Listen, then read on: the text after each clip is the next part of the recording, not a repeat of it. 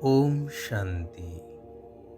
सद्गुरु सत्शिक्षक सत्य पिता निराकार परमात्मा शिव पितांकर सत्यनिष्ठ आत्मिक संतान मानंकु हृदयर सहित ईश्वरीय शुभाभिनंदन, सुस्वागतम, सुप्रभात।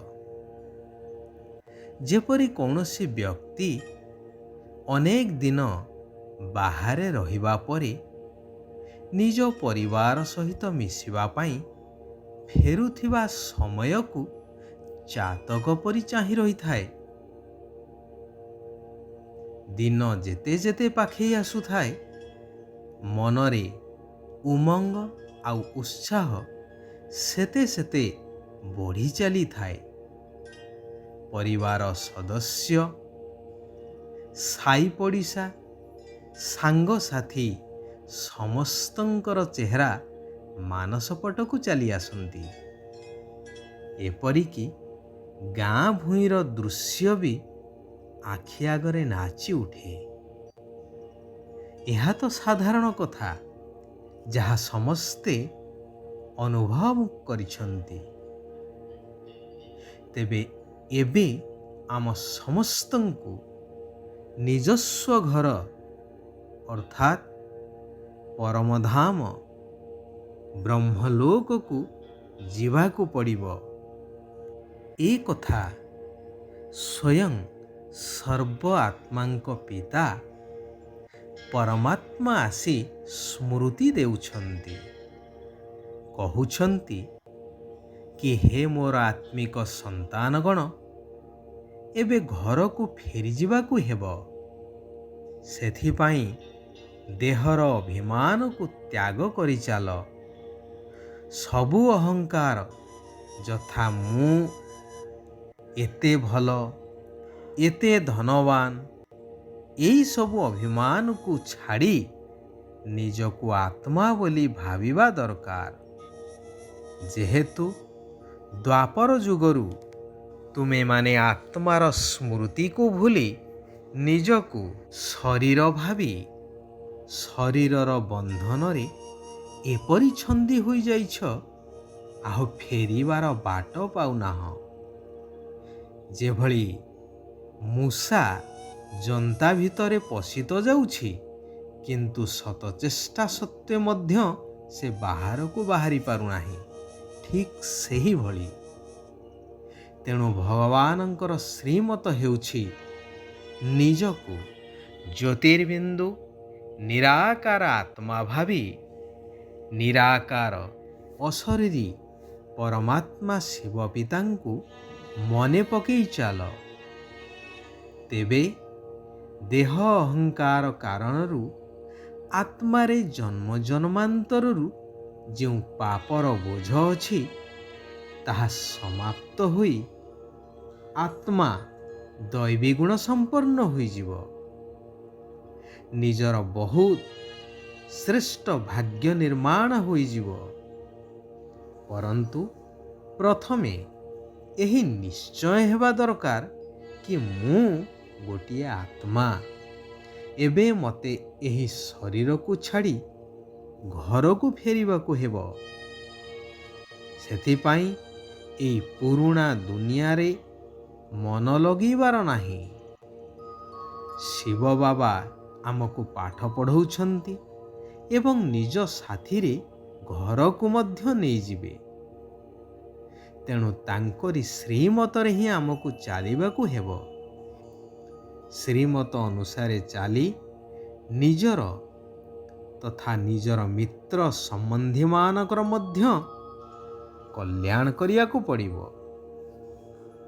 जेउ माने श्रीमत रे चालू नाहंती बा जेउ मानंकु पढ़ेला बाला ईश्वर पितांको उपरे निश्चय नहीं कि विश्वास नहीं, सेमाने कौनसी कामर नुहंती।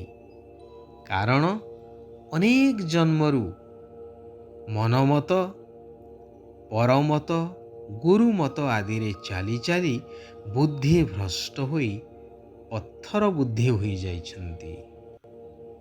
ଏବେ ଏହି ଶ୍ରେଷ୍ଠ ମତରେ ନ ଚାଲିବା ଦ୍ୱାରା ନିଜର ଭାଗ୍ୟକୁ ନିଜେ ହରେଇ ବସିବା ସାର ହେବ।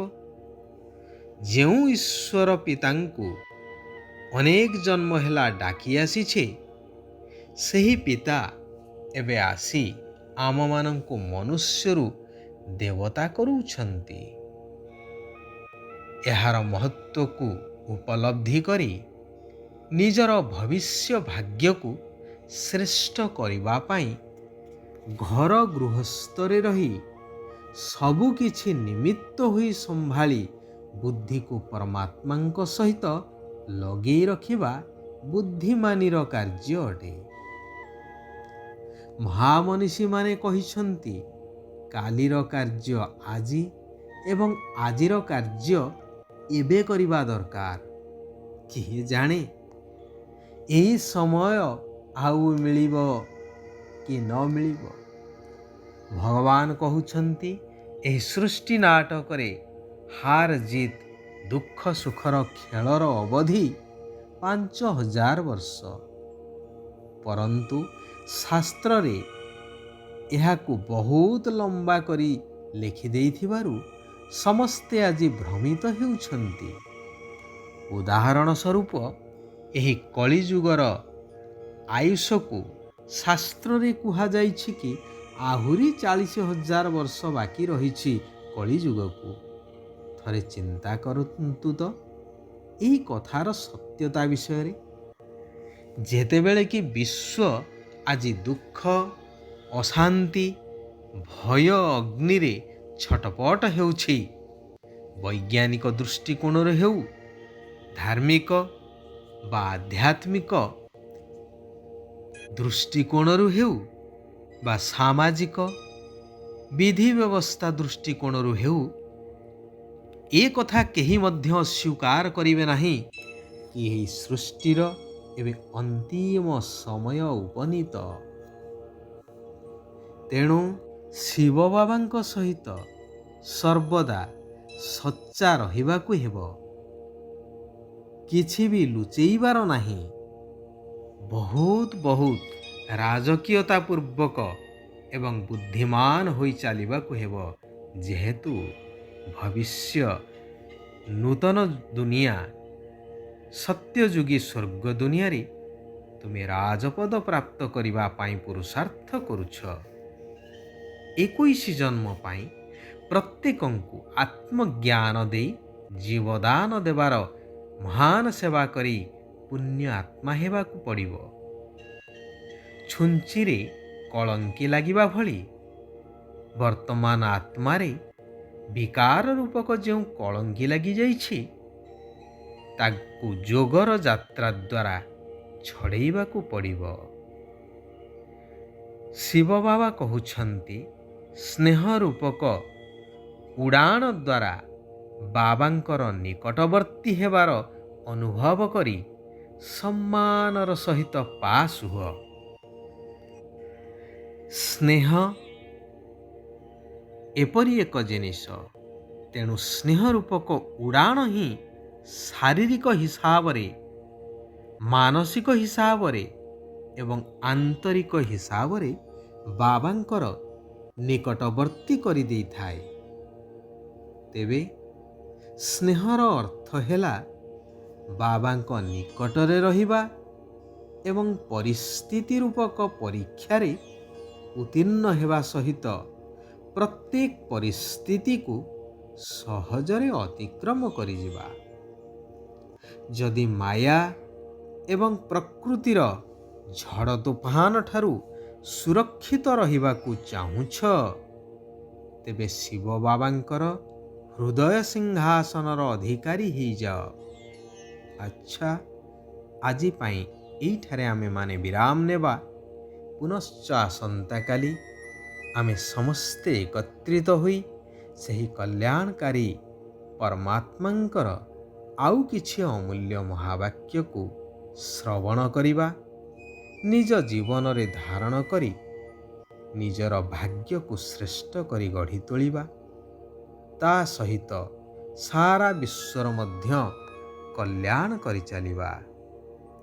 ସାରା ବିଶ୍ୱର ଆତ୍ମାମାନେ ସୁଖ ଆଉ ଶାନ୍ତିର ଅନୁଭବ କରନ୍ତୁ। ଓମ୍ ଶାନ୍ତି, ଓମ୍ ଶାନ୍ତି, ଓମ୍ ଶାନ୍ତି।